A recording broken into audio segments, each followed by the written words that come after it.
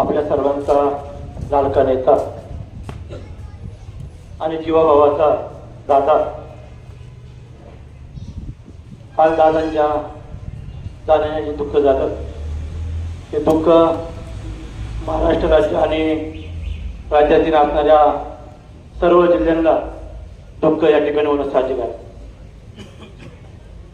काल सकाळी भीमाशंकर सहकारी कारखान्याचे चेअरमन बाळासाहेब बेंडे यांना मला सकाळी फोन झाला आणि फोन झाल्याच्या नंतर त्यांनी मला एकच सांगितलं का आज आपले जे दौरे आणि जे तालुक्यामध्ये लावलेले जे कार्यक्रम आहेत ते सर्वचे सर्व कार्यक्रम आजच्या दिवशी ताबडतोब कॅन्सल करा.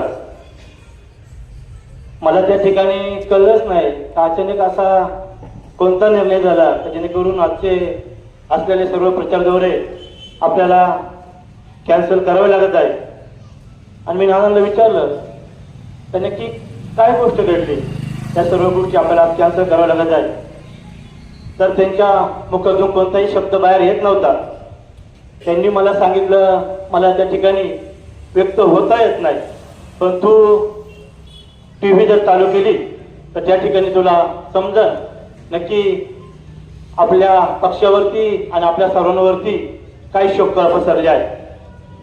त्या ठिकाणी मी 2 मिनिटं शून्य झालं आणि टीव्ही लावल्याच्या नंतर समजलं तर आपल्या सर्वांचे लाडके दादा यांच्या विमानाचा त्या ठिकाणी अपघात झालाय आणि ते तुला आपल्यातून सर्वजण निघून गेले आहेत.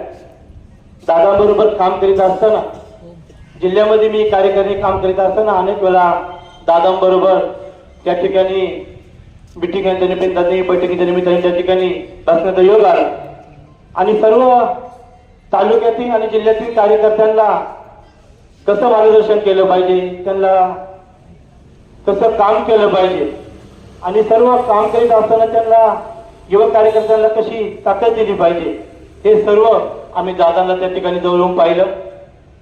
आंबेगाव तालुक्यातील अनेक युवक कार्यकर्ते त्या ठिकाणी दादांबरोबर संपर्कात होते. वेळोवेळी त्या ठिकाणी दादा एक चांगल्या प्रकारचं मार्गदर्शन सातत्याने करीत असताना प्रत्येक तालुक्यामध्ये तळगाळातील अनेक ज्या संस्था दादांनी उभ्या केल्या त्या संस्थांचेही दादा ज्या वेळेस जिल्ह्याच्या कार्यकारिणीमध्ये ज्या वेळेस मिटिंग व्हायच्या त्यावेळेस दादा त्या सर्व संस्थांचा आढावा त्या युवक कार्यकारिणीतून किंवा ज्या भादरपडीच्या कार्यकारिणीतून दादा त्या ठिकाणी घेईल.